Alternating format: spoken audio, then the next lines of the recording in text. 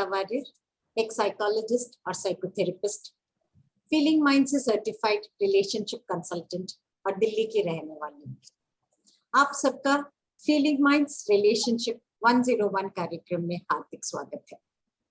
इस कार्यक्रम का उद्देश्य है आजकल के दौर में बनते बिगड़ते रिश्तों के बीच जिस तनाव से हम गुजर रहे हैं उससे निजात पाने की और इसकी कोशिश करने की कि हम इसे कैसे संभालें।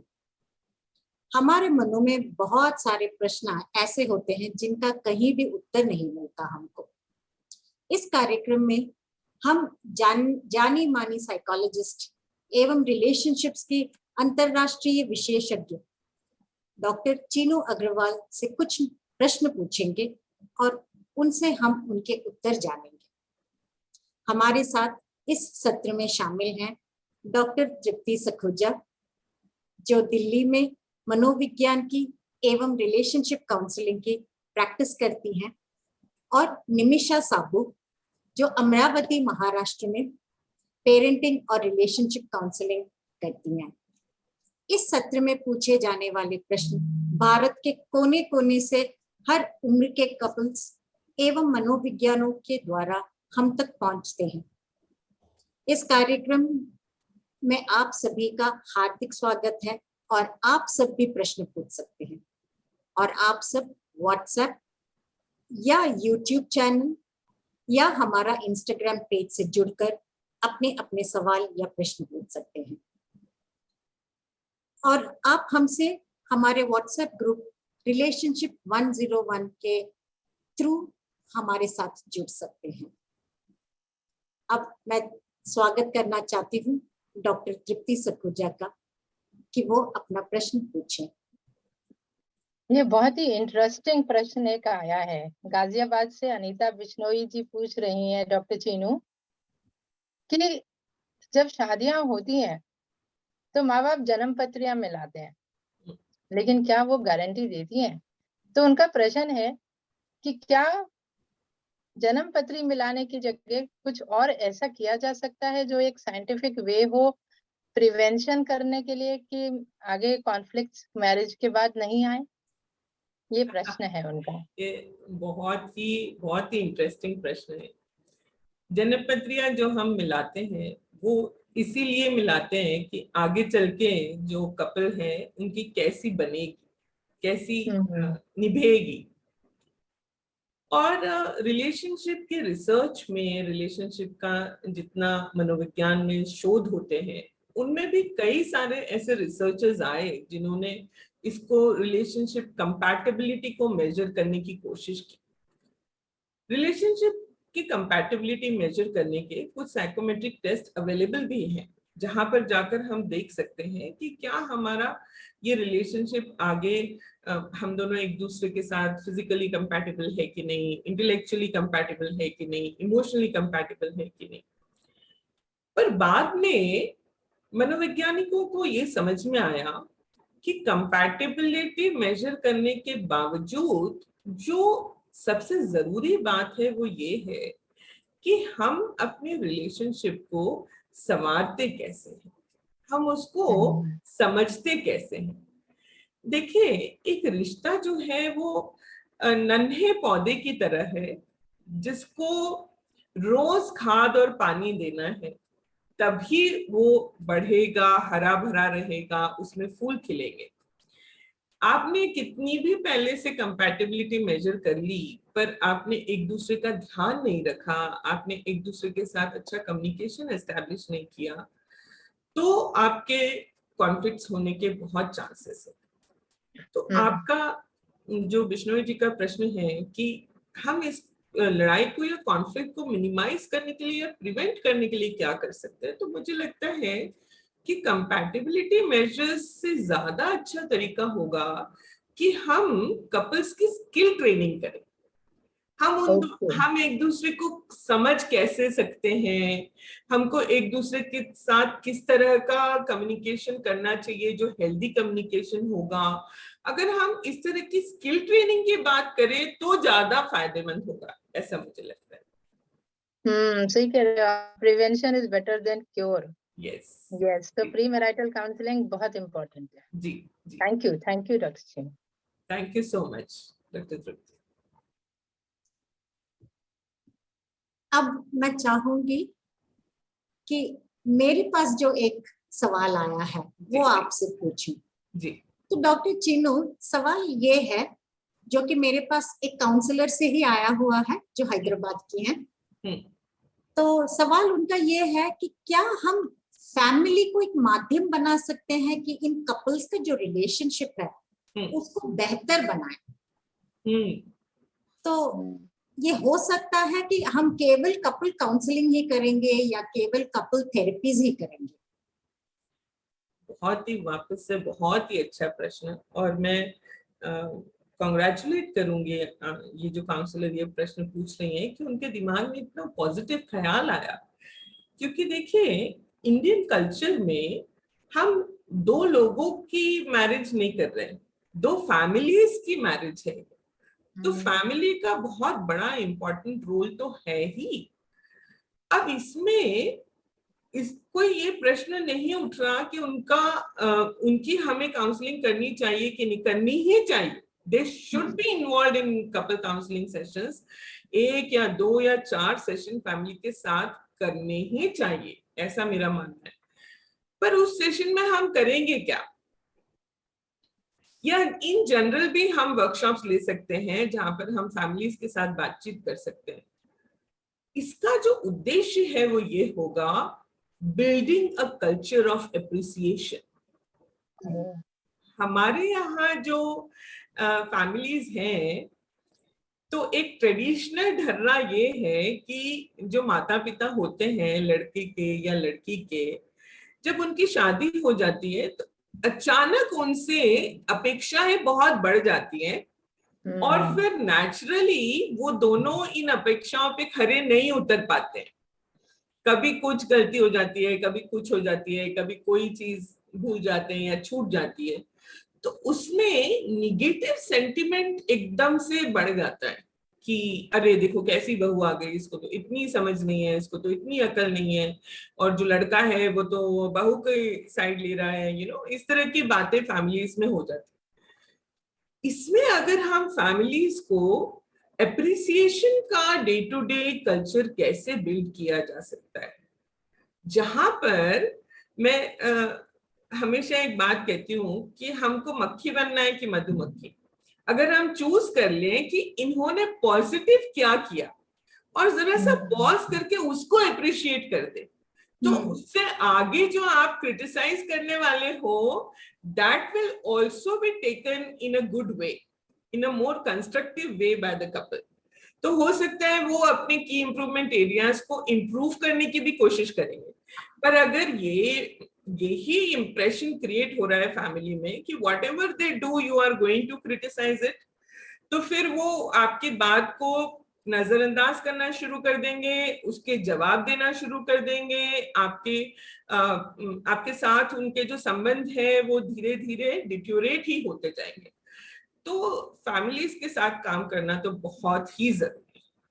तो यानी डॉक्टर चीनू, आपका कहने का ये मतलब है क्रिटिसिज्म अगर होगा तो कोई बात नहीं, पर अप्रिशिएट करना बहुत जरूरी है ताकि वो जो क्रिटिसिज्म है उसको पॉजिटिवली ले पाए या इतना ज्यादा हर्टफुल ना लगे कपल्स को या इंडिविजुअल को।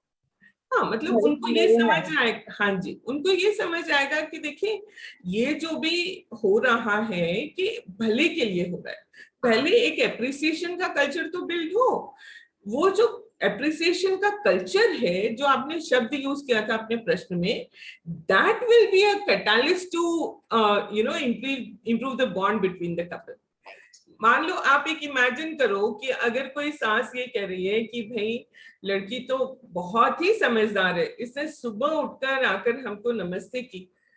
वो नमस्ते जो वो लड़की करती है या पैर छूती है, उसको तो बिल्कुल इग्नोर कर दिया गया। पर जब उसने हलवा बनाया उसमें चीनी कम हो गई, उसको बढ़ा के बताया गया। तो when a culture of appreciation is built, then the husband will also feel proud of his wife. The wife will also feel proud of the husband and husband's family and its culture and the environment. और वाकई में दोनों का bond भी अच्छा होगा और strong होगा। Thank you. बिल्कुल। मैं इनवाइट करना चाहती हूँ निमिषा साहू का। तो निमिषा, आपके पास जो प्रश्न आए हैं, क्या आप हाँ। बता सकती हैं? हाँ हाँ मैम, मेरे पास प्रश्न आया है वर्धा से। सोनू दीक्षित ये लिखती है कि कपल्स के बीच में जो इंटिमेसी होती है, एक आत्मीयता होती है, वो कुछ समय के बाद कम होने लगती है। और इसके साथ साथ कभी कभी कम्युनिकेशन में भी हमने देखा गया है कि बहुत कमी आ जाती है। जो कपल्स जो पहले बहुत इंटीमेट होते हैं, लेकिन कुछ सालों बाद वो क्यों कम हो जाती है, तो ये क्या कारण हो सकते हैं? देखिए, इसमें भी एक बात पे मैं प्रकाश डालना चाहूंगी। कपल्स के बीच में जो फॉन्डनेस और एडमिरेशन है वो इनिशियली एक्सप्रेस्ड होती है। जहां पर हम जब शादी से पहले या जब नई नई शादी होती है तो हम बोलते हैं कि तुम आज बहुत अच्छी लग रही हो, या मुझे अच्छी लगती हो, या आप इतना अच्छा काम करते हैं, मुझे आपके ऊपर प्राउड फील होता है। पर धीरे धीरे जैसे जैसे कहते हैं ना, आटे दाल का भाव पता लगने लगता है, जैसे जैसे वो गृहस्थी में मग्न हो जाते हैं और दूसरी जिम्मेदारियां उनके ऊपर आने लगती है, तो ये फॉन्डनेस और एडमिरेशन जो है ये होता भी है तो अनएक्सप्रेस्ड रह जाता है, एक्सप्रेस नहीं होता। और हमारे यहाँ कल्चर भी नहीं है पॉजिटिव इमोशंस को एक्सप्रेस करने का। हमारे यहाँ कपल्स के बीच में निगेटिव इमोशन तो बहुत जल्दी एक्सप्रेस होता है, जहां पर हम एक दूसरे को बहुत जल्दी दूसरों के सामने डांट देते हैं, या हम कभी कभी कुछ और ह्यूमिलिएशन या इंसल्ट का भी शिकार हो जाते हैं। पर एक दूसरे को अगर हम प्यार से देखें, या प्यार से एक दूसरे का हाथ पकड़ें, या हम कोई अच्छा पॉजिटिव वर्ड एक दूसरे को बोले, तो हमारी फैमिलीज में और कल्चर में कोई ज्यादा अप्रिशिएट नहीं होता। वो हमें कह दिया जाता है कि भाई ये सबके सामने क्यों हो रही है ये बात, kind of it is not something that is normal in our culture. तो धीरे धीरे क्या होता है, वो पॉजिटिव इमोशन का जो एक कल्चर है, वो तो एक्सप्रेशन जो है वो तो नीचे नीचे चला जाता है और डिस्करेज हो जाता है, और निगेटिव इमोशन का एनकरेज हो जाता है। हाँ, तो और अब इस ये भी वजह से, हाँ जी, इस वजह से इंटीमेसी जो है वो कम हो जाती है। इंटीमेसी का हाँ। डायरेक्ट रिलेशन है एक्सप्रेशन ऑफ पॉजिटिव इमोशन के साथ। Correct correct. और ये भी हमने देखा गया है कि अगर लड़ाई झगड़ा कर रहे हैं कपल, तो घर वाले बहुत खुश होते हैं हाँ। सामने, लेकिन अगर कुछ प्यार से या अप्रिशिएट कर दिया तो कहते हैं तो तरफदारी कर रहा है। हाँ, तरफदारी कर रहा है, या ये तो बीवी का गुलाम है, गुलाम हो हाँ, गया। या ये क्या एक टर्म है उसके लिए, पब्लिक डिस्प्ले ऑफ अफेक्शन है, PDA, which is not appreciated, not appreciated, right. और इसी वजह से निमिषा, बच्चे भी हमारी लड़ाइयां देखते हैं पर हमारा प्यार नहीं, करेक्ट, यस यस। हम ये कह सकते हैं कि हमें कॉन्शियस एफर्ट्स रखने पड़ेंगे इस अप्रिसिएशन के लिए। Exactly. Thank you ma'am. Thank you doctor Chinu, इसी से जुड़ा हुआ एक सवाल आया है, which is from a couple. उनका एक डिस्टेंट रिलेशनशिप जैसा मान सकते हैं हम, या मैरिड, पर they are at two different places because of their professional engagements. तो एक है मुंबई में and the partner is in UP. तो उनका सवाल ये है कि वो कह रहे हैं कि हम चाहते तो हैं कि क्वालिटी टाइम स्पेंड करें, पर ये कैसे करना है पता नहीं चलता। और कई बार हमारे बीच में, उन्होंने वर्ड्स ये यूज किया है कि हमारे बीच में कॉन्फ्लिक्ट्स आ जाते हैं और कहीं ना कहीं वो अनरिजॉल्व रह जाता है, ऐसा हमें लगता है। देखिए, लॉन्ग डिस्टेंस रिलेशनशिप के अपने पेरिल्स तो हैं ही, अपनी डिफिकल्टीज और चैलेंजेस तो हैं ही, पर लॉन्ग डिस्टेंस रिलेशनशिप में भी वो ही प्रिंसिपल्स काम आ सकते हैं जो आमने सामने वाली रिलेशनशिप में है। वो प्रिंसिपल्स क्या है, इसको समझना पड़ेगा। वो 3 प्रिंसिपल्स हैं। एक तो, are you available for me, are you accessible when I want to access you. So मान लो कि आप यहीं रहते हो, एक ही घर में रहते हो, तब भी जब आप एक दूसरे को पुकारते हो तब आप हो ही नहीं। मान लो मैं ऑफिस में फोन करती हूँ और मेरे हस्बैंड कहते हैं कि मुझे फोन मत किया करो, तो you are not accessible for me for a long period of time. And when you come back also, you are saying that don't disturb me, मैं बहुत stressed out हूँ और मैं जो हूँ अब मैं अपना फोन में थोड़ा entertainment करूंगा या मैं किसी टीवी चैनल को पे मैच देखूंगा या जो भी है। Again you are not accessible. तो 8 घंटे ऑफिस के आप एक्सेसिबल नहीं थे, फिर 3 घंटे घर में आने के बाद भी आप एक्सेसिबल नहीं हो, फिर उसके बाद आप 6-7 घंटे सो जाओगे तब भी आप एक्सेसिबल नहीं हो, तो एक्सेसिबिलिटी बहुत कम हो गई। और वही अगर लॉन्ग डिस्टेंस रिलेशनशिप में ये एक्सेसिबिलिटी बरकरार है, 24/7 I am available for you, can call me any number of times during the day. तो long distance relationship face to face relationship से भी ज्यादा बेटर स्ट्रॉन्ग हो जाता है। Yes. Second principle is responsiveness. Are you responsive to me? मान लो मैंने ये कहा कि आज जो है मेरा काम में कुछ तनाव हो गया, कोई स्ट्रेस हो गया, किसी ने मुझे कुछ कह दिया, मेरा मूड खराब है, और मैं अपने पार्टनर को बोलना चाहता हूँ ये बात कि भाई आज ऐसा ऐसा हो गया। Does she sit and listen to me? Okay. Does she say कि क्या हुआ, वो मेरी बात में इंटरेस्ट लेती है कि नहीं? उस वक्त मुझे जिस चीज की जरूरत है, is she responding to me in that way or not? मान लो लॉन्ग डिस्टेंस रिलेशनशिप में when you call your wife, she keeps everything aside and is totally attentive to you. Then again, it is what is the principle of being a bonded couple is more important than the distance. And third is how engaged and involved are you in each other's lives. Long distance relationship में भी आपको minute to minute एक दूसरे का पता है। अभी मेरे हस्बैंड वहां गए होंगे, अभी वो ये कर रहे होंगे, अभी मेरी वाइफ बच्चे को स्कूल छोड़कर आई होगी, अभी ऐसा हो रहा होगा, आज वो वहां गई है। You are totally engaged and involved in each others lives. तो आपको पता ही नहीं चल रहा है कि आप एक दूसरे से दूर हैं। ये कोई अलग से करने वाली बहुत बात नहीं है, एंगेजमेंट एंड इन्वॉल्वमेंट। ये तो 24 घंटे करने वाली बात। It is, if it is there, then how can a couple feel distance from each other when they are in the know of what is happening in our lives at every level? So even if distance can separate us, this accessibility, the responsiveness, और जो आपने last में कहा engagement, वो हमें पास ला सकती है। Exactly. Thank you, ma'am.